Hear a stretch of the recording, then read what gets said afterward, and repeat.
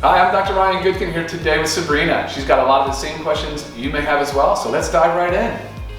Hello, Dr. Ryan.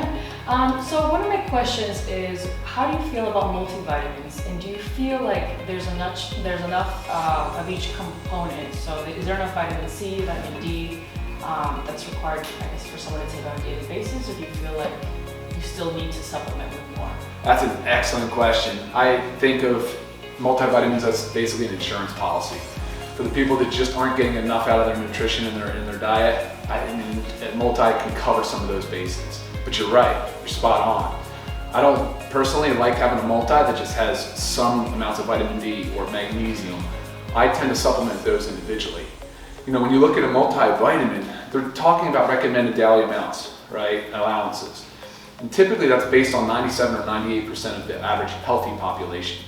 So for somebody that's deficient in vitamin D, deficient in magnesium, those multivitamins aren't going to move your numbers, right? So yeah, it's not for everybody. I consider a multivitamin part of my foundation of supplements.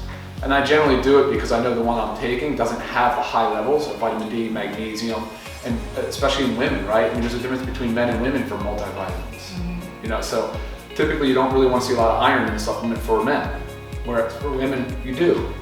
Folate being another one. I mean, if you're childbearing or pregnant, general multi is probably not going to cut it. Would you think, is it a good idea to maybe not take the multivitamin and then just take those fundamental supplements that you were talking about? Possibly. I don't typically recommend that though, because there's about 13 essential vitamins, which means you have to get them from outside your body. Your body does not produce them on its own. So that multi covers you there, right? So for people, and it's hard to know people's specific nutritional needs and what their diet consists of. So again, it kind of just checks those boxes. You know, some of them, look, they're not going to be in high enough concentration to really make much of a difference, but you're generally getting at least the recommended daily allowance. So you would say vitamin D, magnesium is one that you should also take, and what else? Definitely those two, like for sure.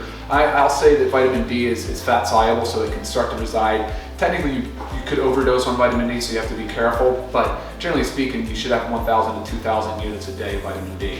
And I encourage everybody, if it's possible, to go and get the blood test and see what their vitamin D level is. With magnesium, a little harder. You can't just go get an easy blood test and know, because most of the magnesium's in the bones and the tissue. So, but those are two main supplements that I would like to see in addition to a multi, for sure. Awesome, thank you so much. You're welcome. As always, I'm Dr. Ryan Goodkin. If you haven't already, like and subscribe to my channel and follow me on social @RyanLiveGood. Thank you and be well.